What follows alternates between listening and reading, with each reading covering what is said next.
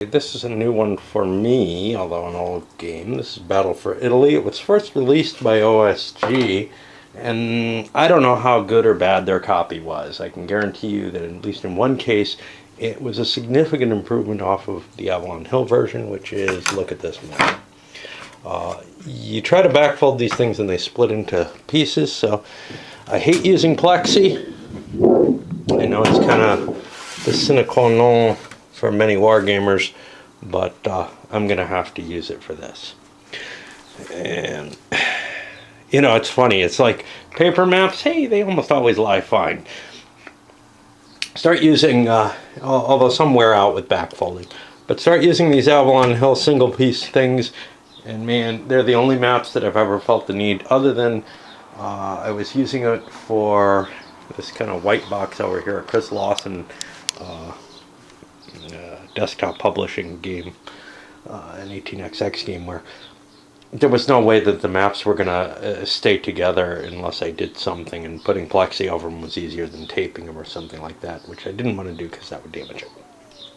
Okay, so this is a Zucker design, and Zucker designs all have, at least that I've seen, a certain amount of similarity, which is that you have organizational boxes that track each leader on the board, and then they have specific units associated with them.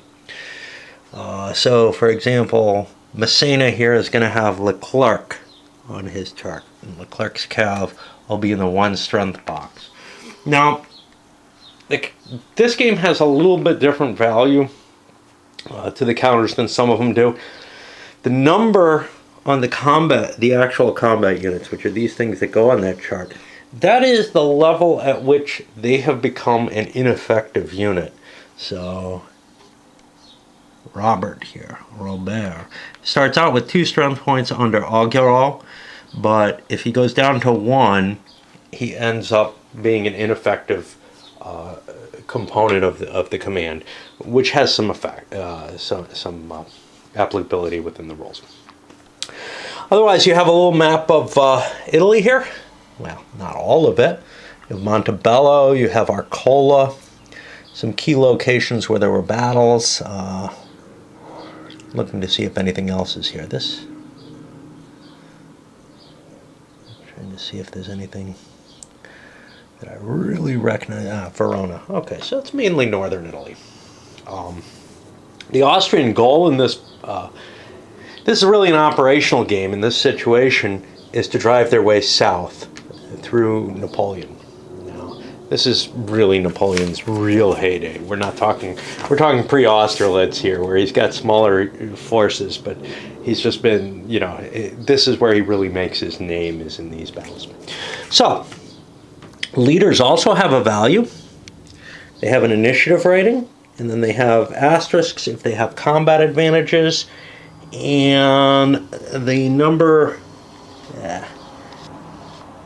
the old camera here, the number of X's here, whatever, that's the size of the unit. He's a whole army command. He's going to have more command points, which means he can have more units directly attached to him, or sub-commanders.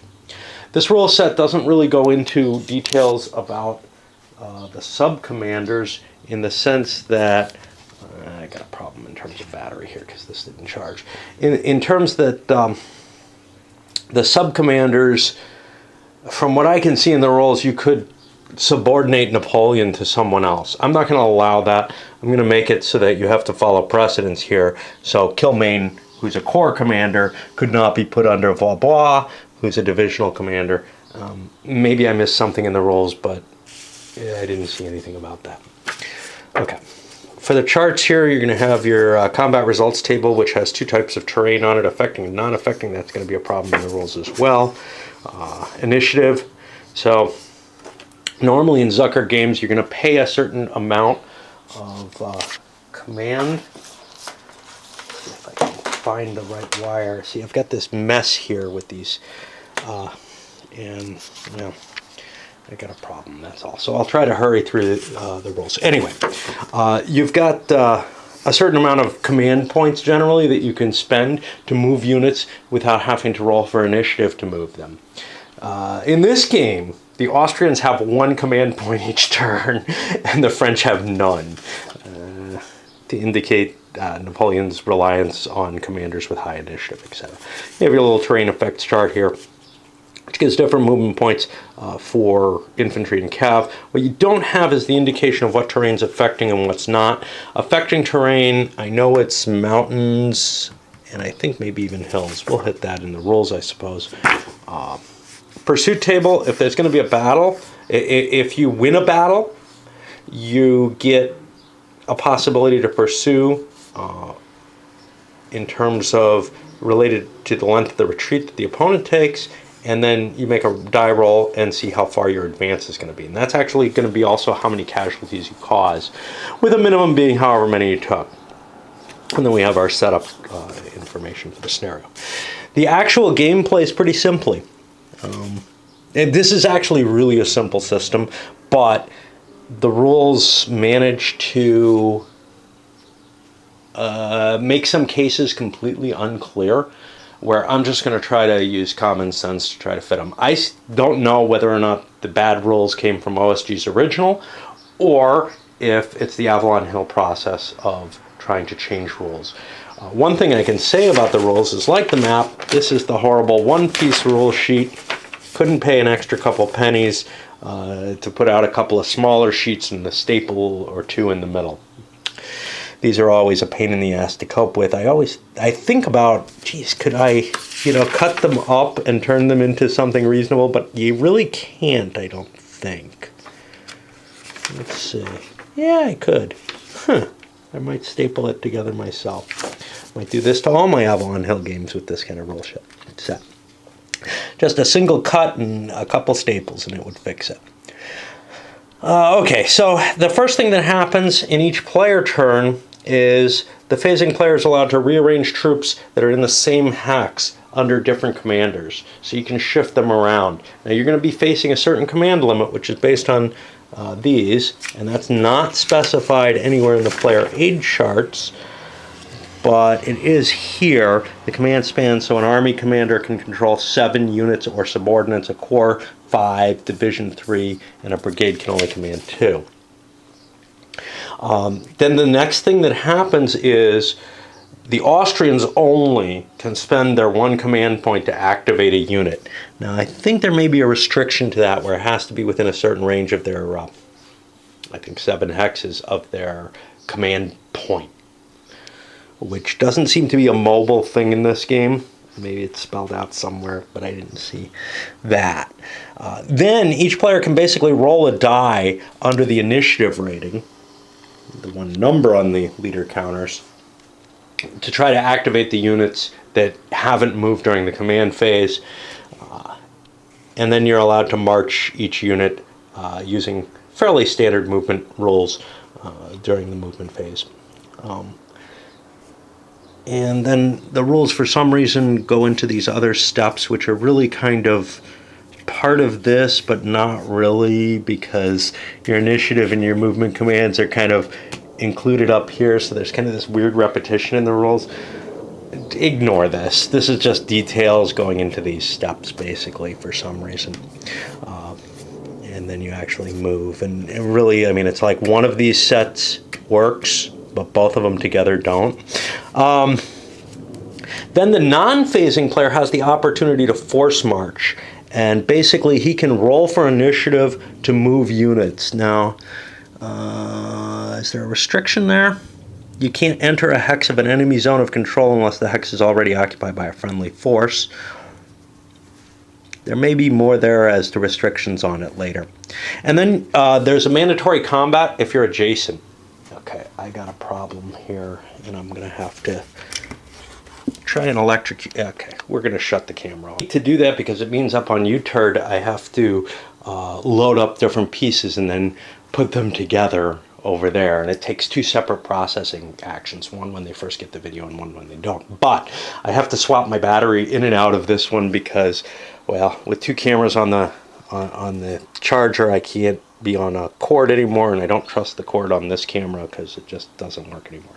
So I used my old camera for a charger. In case you haven't watched Gunslinger, where I discussed that as well. It's my solution. I have a brand new camera, but it's too fucking annoying. It has the same problem, basically. I have to shut it off and and recharge it. I can't run it off the cord anymore, which will probably maintain its life not being used. Okay. So, combat, like I said, is mandatory between adjacent units. The attacker, this is sort of like a Napoleon at Waterloo system.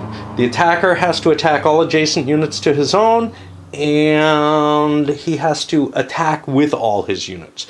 But beyond that, he can kind of divide them up. There's one little fillip to that, which is that the attacker has to form forces that are legal to make the attacks. And I'm not quite sure what happens if you can't do that.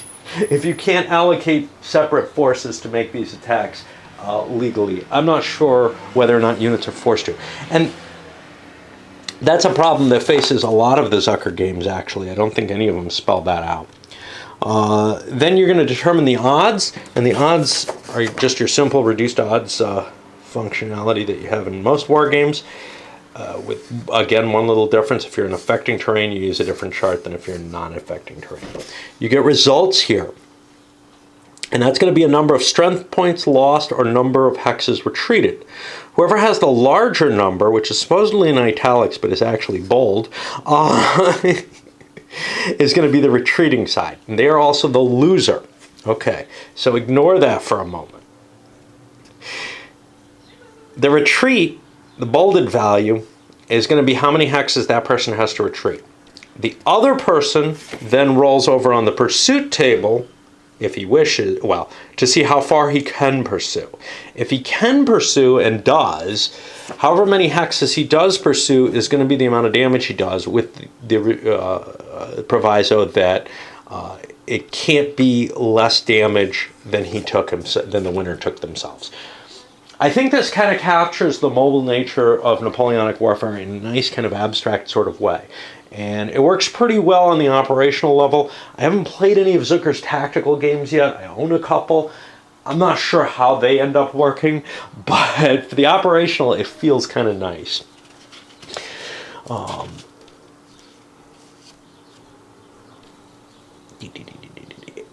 Okay, the dispatch hexes for the Austrians. Oh, wait, there is a dispatch hex for the French, but they do not have an operational point as far as I know.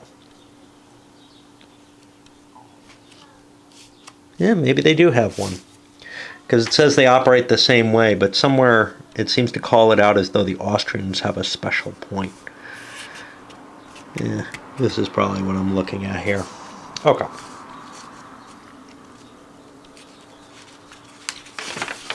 But there's no generation of movement commands. Most of the Zucker games have kind of a center of operations that you trace supply back, and however far back you have to trace for your center of operations, that affects how many operations points you get and how many commands you get to do. That also affects your attrition levels, and there isn't really attrition in this one. This one's a very simplified game. So you define a force, and a force can actually be multiple hexes. Sometimes it looks like it can be one hex distant from the commander, sometimes 2 hexes distant from the commander. I'm not sure I have my finger down on that, and I'm not sure that I care. I'm going to probably use the 1 hex. Okay, Austrian movement commands. One Austrian movement. See, here's the thing. One movement command is available to the Austrians within range of its dispatch hex. And it's got its 2 dispatch hexes. I think, oh yeah, distance is 10 hexes, not 7. However, the French army has a dispatch hex as well, and nowhere does it say that they get a movement command. And there's a special rules section for Austrian movement commands that gives a French dispatch hex. I don't know. Maybe this was a more complex game before Avalon Hill got its hands on it. Maybe it had all that other stuff that I'm talking about. I wouldn't be surprised if they gutted the game and ruined it that way. But even simplified, these aren't that bad. Okay. Yeah, so here all French forces and those Austrian forces not given the movement command roll under initiative. The initiative can be modified. If you're in an enemy zone of control, you'll be reduced by the initiative of the leader commanding the enemy force. And that is done on the initiative modification matrix. You look at the active leader's initiative and the passive leader's initiative, and that ends up reducing his chances of getting away from combat. You cannot use an order to move out of an engaged position. You have to use initiative for that. When you exit a zone of control, you have to pay a couple movement points.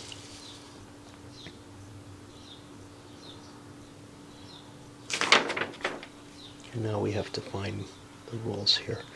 None of this is too important. Oh, there's something in movement there. Am I on the right page here? Yeah, okay. Okay, so this goes to here, it doesn't go there. Okay, I can't fold this. Piece of shit. Okay, while you're moving, you're allowed to try to repulse the enemy while you're moving. And basically what you do there is if you have overwhelming strength, you can force the enemy to push back. It takes 7-to-1 odds or greater, with all terrain effects included. The repulsed force retreats 2 hexes.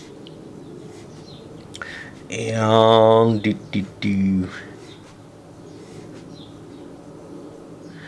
if you manage to end up at 6-to-1 odds or less, you're going to have 2 column shifts against you in a combat which isn't resolved until the combat phase. You get stopped and have to fight. Stacking. Stacking is going to be 5 infantry units in a hex plus with a total of no more than 7 units total in a hex. Doesn't matter what their strength is, it's the actual units that count. If you're overstacking, you take a penalty, you have to retreat, and you lose a strength point from each unit that you retreat. Zones of control are semi-locking in the sense that you can withdraw from under certain conditions. I think it's a 2 movement point penalty for leaving a zone of control if you started in it.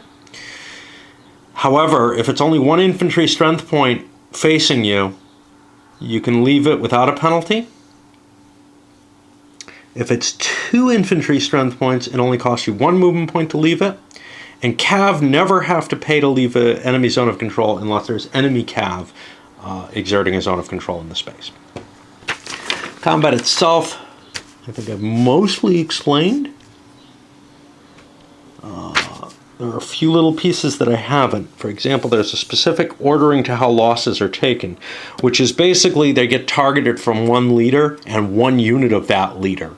1 leader takes all the losses, 1 unit of that leader takes half of the losses that leader's taking. And then from there it kind of snowballs down in the same kind of fashion, like dominoes. If units are dropped to their ineffective rating, for example, if this guy's dropped to 1 strength point or this guy's dropped down to 0, they are, and sorry about that, this is my zoom factor on this camera now, they are then ineffective, and they'll remain so for the rest of the game. You can't move strength points between units in this. They'll be marked by being flipped over. Yeah, that's going to help. Doesn't really matter what they are, but they should have a symbol on the back of whether they're infantry or cav, I think. They are not allowed to attack, but they can defend normally. Now, if a force composed entirely of ineffective units must attack, the attack will be resolved on the worst odds table, which is over here. 1 to 5, 1 to 4, whatever. Leaders, what do leaders give you? They give you a die roll modification. If you're the attacker and you have attack bonuses, like Napoleon has 2, you get a -1 for each of those asterisks. Only the commanding leader can have that, so you're not going to get more than the -2 that Napoleon gives. And lesser leaders don't have any influence if there's somebody higher ranked, which is, again, my rule going in there. Okay, retreat gets kind of complicated because you can have these multi-hex combats, and multi-hex combats themselves are kind of complicated. In essence, it has to do with force declaration, because you can declare 1 force to attack together as long as everything's adjacent to everything else, basically. And that's kind of like the Napoleon at Waterloo system, except that there's sort of this definition of a force to attack. You can only attack with troops that a commander can command. So other units can be left out, even though they're compelled to attack. And they actually, if they're not involved in the attack, if they're not involved in an attack but should be compelled, they take the combat results, which is probably a retreat. But they're eligible for combat results as well. We go into the path of retreat, which, just some specifications about what you can and can't walk through. If you retreat into your own force, you displace it. Now, that's important for this system because you can't retreat through your own units because of pursuit rules. Pursuit rules say the enemy, the victor, can chase you as many hexes as you retreated, basically, or up to as many, basically. So, like, if your retreat is length 8, well, that can go up to 5 hexes. If your retreat, well, it's not going to get quite there. But the point is, if you had an intervening unit, you have to push it out of the way so that you can retreat through it so that the enemy can pursue you through that hex as well in order to cause casualties. So that's a necessary little conceit of the game. If you retreat off the map, that's fine. The pursuing force must stop at the map edge. And then you're automatically disorganized, and if rallied, you may re-enter the game. I have not explained disorganized yet. It is not ineffective. It's something similar, though. If you end up pursuing the enemy into his own hex because he couldn't retreat or whatever, you destroy him, however big he is.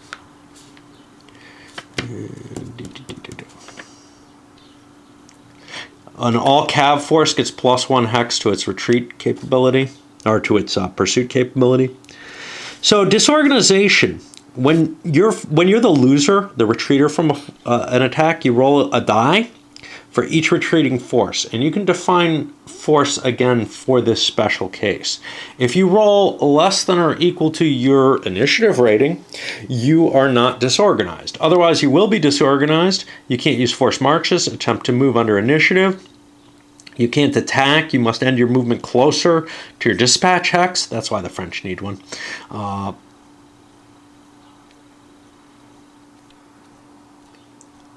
If you're forced to attack, you attack on the 1 to 5 column, if you're the only units forced to attack.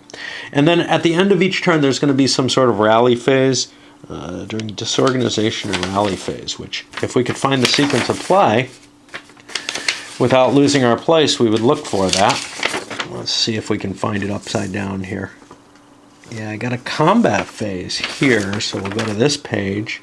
No, it's not on this page. It's like playing, some kind of fun game trying to find where the rules are with this shit. I don't know. I can't find it. So the hell with that, right? Here's page 2. So there it is. It's at the end of the player turns. And it's not absolutely clear, but I think you get to roll for rally even on the turn that you were disorganized. There's a little bit of ambiguity in how that's written, but that's how I'm going to do it. And basically you roll against your initiative level, and if you succeed, you are no longer disorganized. That's most of the rules. We have... Yep. Great fucking production quality. Additional units, reinforcements come on the map based on this chart here, and they have to enter by spending to enter. If multiple stacks are coming in on one hex, they come in as though they're a column, i.e. paying additional for the past. So what's the victory conditions? The Austrians have to exit 10 or more strength points, including ineffective units, off the game map between the 2 primary road hexes, which leave... I see 3. Ooh. Interesting that. Which leave the map. Now, maybe they give something a little different there.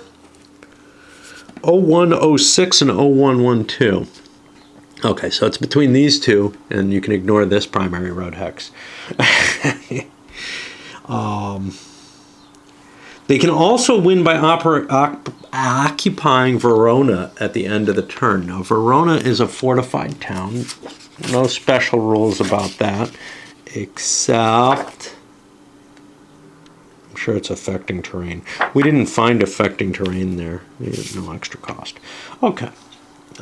Setup is going to be found on that track. There's optional rules for hidden movement, which is just basically hidden stacks. You can't examine the opponent's stuff. I'm going to vaguely play that. I'm going to leave things face up, but I'm not going to allow the opponent to really calculate what the odds are necessarily over on the tracks. Is kind of the concept. You'd have to put up some kind of barrier, or I don't know, make another couple little devices to hold the tracks. Most of the OSG games come with a little separate player aid card that allows you to see that. I'm sorry I have this so far back because of the stupid plastic in my pieces here that I'm keep missing the view of the game. So what about affecting terrain? We left that out of here for combat. If I can find the combat rules. The terrain is, okay, so this is one complex thing. The terrain in a hex which is being attacked is either affecting or not affecting. If it's exclusively attacking across a river, it's affecting terrain, or if the defender's in a hill or mountain hex. Now, I'm assuming that is if any of the defending forces there, the way it's worded, etc., that would make sense, because you could split your forces up to attack not the hill and mountain area. Marshes are going to have attackers coming out of them. So these are marshes here. And mountains, a maximum of 3 infantry can attack out of a mountain. That's the bright red stuff. That's units, not strength points. And Cav cannot. Fortified towns, they have their combat strength doubled. They're not affecting terrain. Great. Okay. Well, that's it. Somebody, when I posted this on my Games Not Yet to Play on the Board Game Geek, stated, "Oh, this is a terrible game." I don't know why. It looks like pretty standard, simple Zucker to me, but maybe it's really horribly unbalanced or not fun or something like that. I'm not sure. Or maybe they just don't like Zucker games. Zucker games always leave me feeling a little bit that they're too dry. But maybe a tiny game like this will be kind of cool. I'll tell you one thing, my favorite in terms of not giving me that kind of dry feeling is actually Napoleon at Bay. That's the only simple one, really simple one that I played, and this seems even simpler if anything. I felt like that cleaner, simpler version of it was really a lot of fun. I know Marcus STMP TR, I think it's Stumpeter or something like that, has done a lot of work on creating kind of more detailed versions of these games where he puts an add-on to it. I am not going to try that on this one, but I may try it on one or more of these designs to see if I like it. Later games, this Habit of Victory, Coming Storm, and I think I have another one, Last Success. This one I think is a campaign. This one's a campaign, but this one's battles. But the two campaigns, that's the most modern versions of the OSG. Zucker keeps re-releasing his old library of games with upgrades. Some of them have cards in them, other stuff. In addition, there were a couple others. 1809 there, which was the Victory Games one. I remember that not being a lot of fun, mainly because of the Danube being just too complex to cope with for my poor little brain.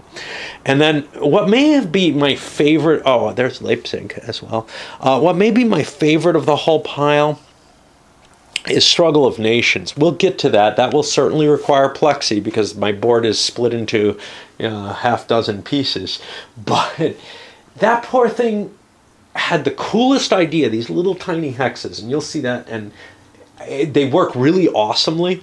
They really kind of show you the avenues of advance, etc., and the way formations on the operational scale kind of work nicely. But so bad a job was done on the rules and the components of that game. Mainly the components for me, but the rules are horrible. Like there's a Q&A section where they've got straight out errata. Like there are questions like, there's a counter with a 3 on it. Is that a misprint? Yes, that should be a 4. What? Nobody would ask that question, right? Anyway, we'll have fun when we get to that, I can guarantee you. And I think that's about it. So let's send this up and we'll get started on it. But I do have to, I'm playing Angola tomorrow and I gotta start reading the rules for it. So I don't know if I'm gonna get started on this tonight.